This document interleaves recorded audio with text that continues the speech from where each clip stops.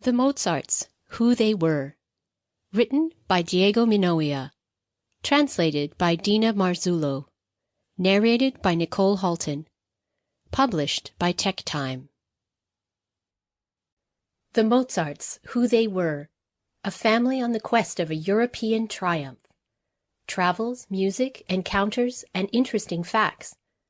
The historical, sociological conditions, the family, the childhood and the adolescence of Wolfgang Amadeus. Volume 1, 1747 to 1763.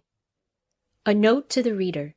Throughout the book, some parts of the text have been highlighted in gray. These have been included to give further information and in-depth explanation to broaden the understanding of the topic being discussed. There is no harm in passing over these segments to avoid interrupting the narrative related to the Mozart family. You may wish to reread them later at your leisure.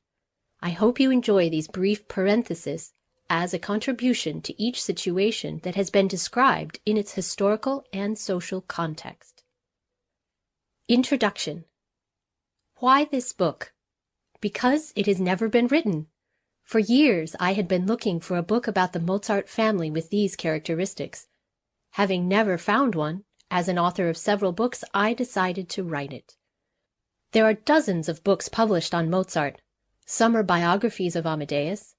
Others are detailed and technical musical analyses of his compositions, and a few are a blend of biographical and musical analysis. This book is different from all the others, as the reader will realize from the first pages. To begin with, we will be talking about the entire Mozart family, not just Wolfgang. There is no musical analysis of the compositions, and the biography was written principally from the information drawn from the most direct and reliable source, the Mozartian epistolary. It is rich in subject matter that is not present in other publications on the Mozarts. Information about the epoch in which they lived, their way of thinking and living, interesting facts about events and situations of which they were the protagonists, etc.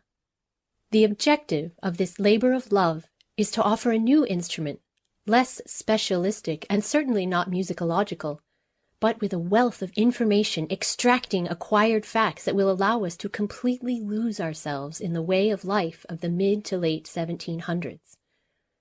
I hope that I have been successful in personifying the Mozarts without downplaying the individual.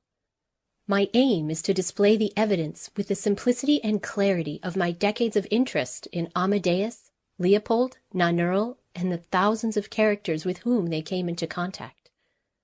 Right from the beginning, my intention was to write a book that would be interesting and pleasurable to read with ease and entertainment for musicians who don't always find informative and specialized publications of detailed study which offers a better understanding of the context in which Mozart lived, as well as for music lovers who will become acquainted with Mozart as a human rather than the Salzburg genius high on his pedestal, as is often the case.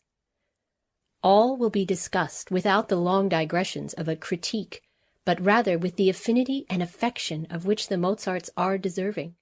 What they contributed to mankind far outweighs what they received in return.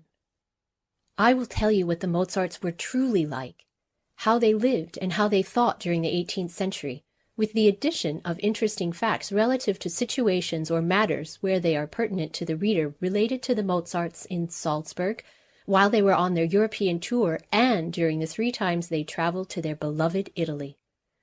In Volume 1, we will be looking at the period dating from 1747 to 1775.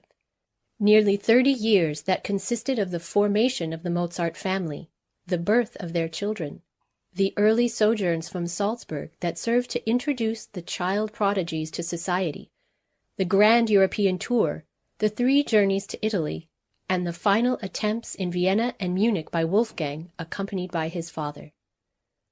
After this period, Amadeus traveled alone, with the exception of a brief initial journey with his mother between Munich and Paris, where she died. He then relocated definitively to Vienna, where he married, concluding his artistic and human parabola in 1791. As a result, the period following 1777, Amadeus returned to a new phase of his life that went beyond his range, which we will talk about in the next volume. The reader who is Sample complete. Ready to continue?